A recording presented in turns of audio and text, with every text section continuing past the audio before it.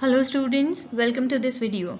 Students, the video is again on the coefficient of correlation. For those who are not actually visited the last video about this coefficient of correlation, so it will be the revision for the regular viewers and a new topic for those who are not still visited to the last video about the coefficient of correlation. Okay, so let's start with the problem to find the coefficient of correlation. So here we have a problem in which the two series are given, that is series X and series Y. तो इन दो series में हमें 10 number of samples मिल रहे हैं और इस series के साथ हम कोएफिशिएंट ऑफ कोरिलेशन किस तरह से कैलकुलेट कर सकते हैं उसके सॉल्यूशन की ओर चलते हैं. Okay, so students I hope just observe the question easily और फिर हम लोग चलते हैं हमारे सॉल्यूशन की ओर. Now very first we have to make a particular tab.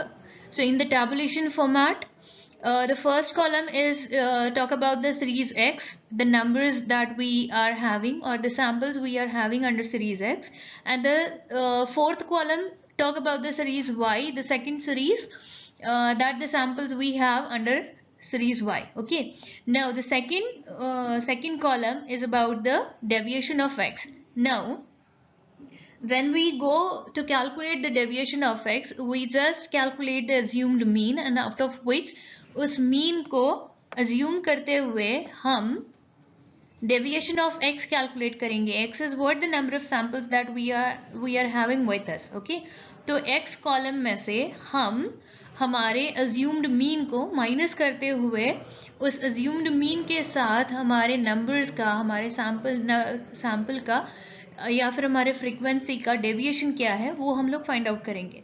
So here we assumed that our mean is our mean is 14.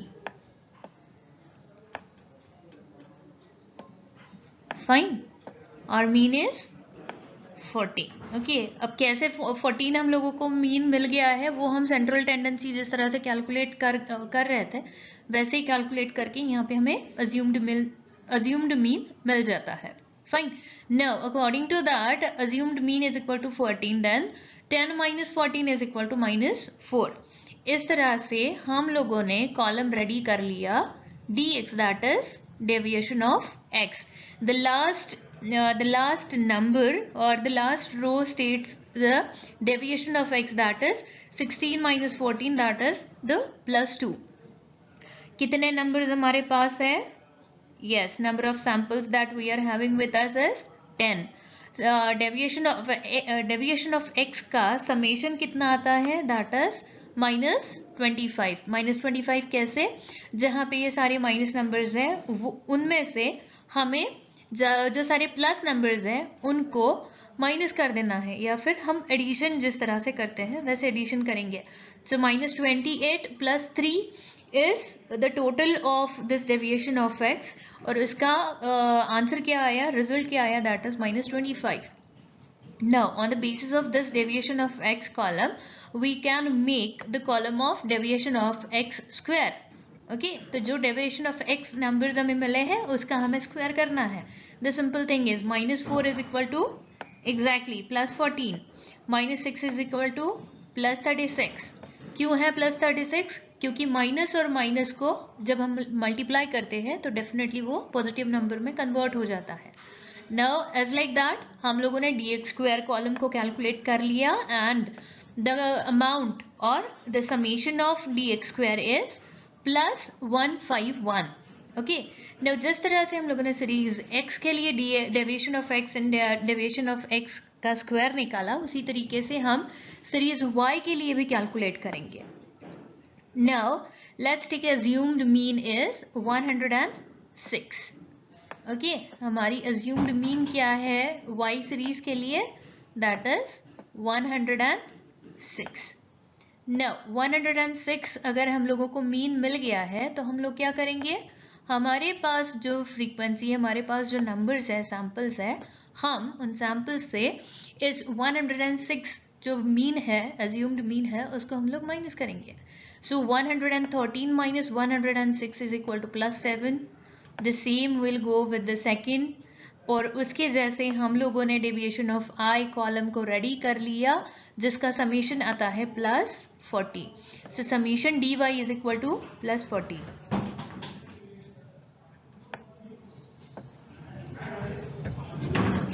Summation dy is what? +40. Okay, क्यों 40 है? +42. पॉजिटिव नंबर्स का टोटल आता है 42, नेगेटिव नंबर्स का total आता है 2. दोनों भी अलग अलग साइंस है इसके लिए, ये हो गया माइनस में. नाउ उसी तरीके से हम जिस तरह से dx² हम लोगों ने फाइंड आउट किया था उसी तरीके से हम dy² भी फाइंड आउट करेंगे and the answer will be और the column will be ready as like that. 7 का स्क्वायर आएगा 49, 6 का है 36, 4 का है 16, 1 का है 1, 0, 0, isn't it? So इस तरह से हम लोगों ने dy² कॉलम रेडी कर लिया and the summation of this dy² column is what? 280. But of course plus positive number है ये. Okay, now the last and the 7th column from this table is what? dx dy. It's just a multiplication of deviation of x of series x and deviation of x of series y. So dx और dy का multiplication हमें करना है इसमें. Now first row के दो values कौन से मिले हमें? -4. कौन से मिले हमें? यस, -4. सॉरी, इसका कलर चेंज कर लेंगे थोड़ा. -4 and +7. So what is the answer? Exactly 28. Now जब भी हम मल्टीप्लिकेशन करते हैं और साइंस हमारे अलग अलग होते हैं तो याद रखना स्टूडेंट्स कि उसका मल्टीप्लिकेशन तो होगा ही, लेकिन उस समय में आपको साइन कौन सा देना पड़ेगा आंसर के लिए? दैट इज माइनस करके. यहाँ पे हमें नंबर क्या मिला? 28 मिला, but the number is negative in nature. Okay, now according to that -6 + 6 correct -36. और इसी तरीके से हम लोगों ने कॉलम को पूरी तरह से कैलकुलेट कर लिया जिसका हमें फाइनली आंसर मिला. The summation of dx dy column is what? -151. Okay, हम लोगों ने टेबल बना लिए, हम लोगों ने वैल्यूज को फाइंड आउट कर लिया, टेबल के सारे कॉलम्स को हम लोगों ने सम अप कर लिया समेशन के साथ में. Now let's go for the next step, that is put all these values into the formula. Okay, now what the formula we have when we are calculating the coefficient of correlation by the shortcut method? Exactly, summation dx dy into n minus summation dx into summation dy. Now at the denominator side under root summation dx² into n minus summation dx का square is the first of the denominator and the second half of denominator is what? Summation dy² into n minus summation dy का square.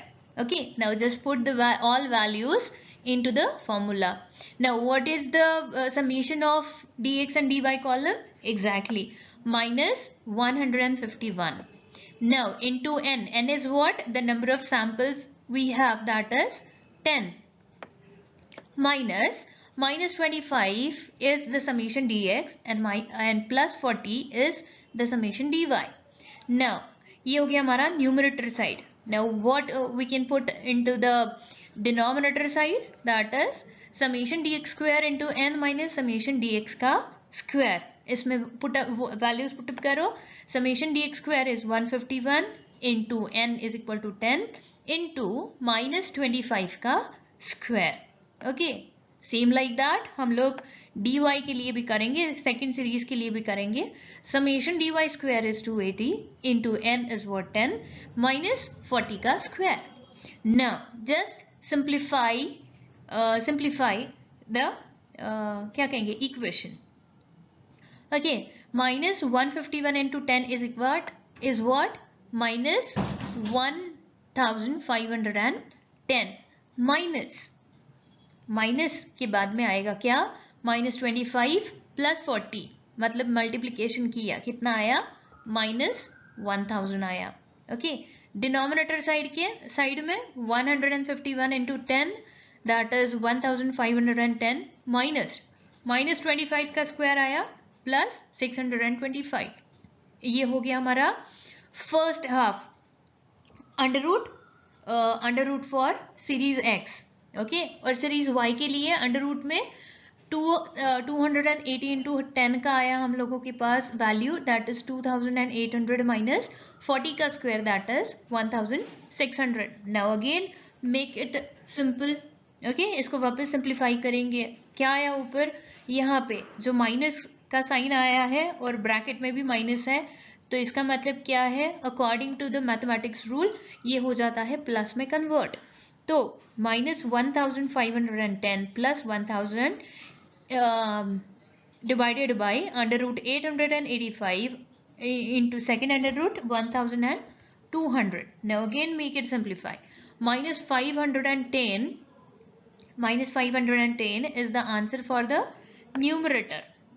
Okay, and denominator में कितना आया, 885 का under root निकाला हम लोगों ने दैट इज 29.75 और 1200 का अंडर रूट निकाला हम लोगों ने that is 34.64. Now again make it simplify. Again make it simple. 500 minus 510 divided by 1030.54. Now इस 1030.54 से हम डिवाइड करेंगे 510 को, then the answer will be 0.4948 and this number is the negative one. क्यों है नेगेटिव, क्योंकि हम पॉजिटिव नंबर और नेगेटिव नंबर दोनों को डिवाइड कर रहे हैं एक दूसरे के साथ में. सो जब भी मल्टीप्लिकेशन या डिवीजन होता है हमेशा ही याद रखिए कि दो अलग अलग साइंस के नंबर्स के साथ अगर आप ये ऑपरेशन कर रहे हो तो उसका आंसर हमेशा ही माइनस या फिर नेगेटिव साइन के साथ आएगा. Okay, so accordingly minus 0.4948 is the answer for our this problem, जिसका अप्रोक्सीमेटली आंसर हमें मिलेगा that is 0.49. Now students, I hope you all remember that is कि जब भी हम लोग डेसिमल पॉइंट के राइट हैंड साइड में आने वाले नंबर्स को क्या कहेंगे, आने वाले नंबर्स को जब हम लोग कंप्लीट फॉर्म करना चाहेंगे या फिर फ्रैक्शन में ना लेते हुए उसको होल नंबर्स में लाना चाहेंगे, तब हम लोग क्या करते हैं, 50 के बाद में अगर कोई नंबर आता है तो उसको 1 कंसिडर करते हैं और 50 के पहले अगर कोई नंबर आता है तो उसको हम छोड़ देते हैं. नाउ ऑन दैट बेसिस 0.4948 जो है उसका अप्रोक्सीमेटली आंसर आता है 0.59. बट ऑफ कोर्स यहाँ पे माइनस का साइन जरूर रहेगा क्योंकि ये नंबर, ये वैल्यू हमारी माइनस है. ओके स्टूडेंट, आई होप आप लोगों को समझ में आया होगा किस तरह से हम coefficient of correlation find out कर सकते हैं शॉर्टकट मेथड के साथ. तो आप लोगों को ये समझा है या नहीं, इसके लिए ये 3 क्वेश्चंस मैंने आपको दिए हैं, जिसमें से पहले 2 क्वेश्चन के लिए मैंने आपको बताया है कि अज्यूम्ड मीन क्या लेना है, तो you can go with these number as your assumed mean for the problem. और तीसरा जो प्रॉब्लम आपको दिया गया है उसमें मैंने अज्यूम्ड मीन नहीं दिए हैं, so the complete problem you have to do according to that. Okay student, आपको ये 3 क्वेश्चन सॉल्व करने हैं. अगर फिर भी अगर आपको कहीं लगता है कि आप कुछ समझ नहीं पाए हैं या फिर कोई डाउट है, कोई क्वेरी है, तो आप मुझे मेरे पर्सनल विंडो पे पिंग कर सकते हैं या फिर वीडियो के नीचे कमेंट बॉक्स में आप डाल दीजिए. Till then, thank you very much. Stay at home, stay safe and bye bye.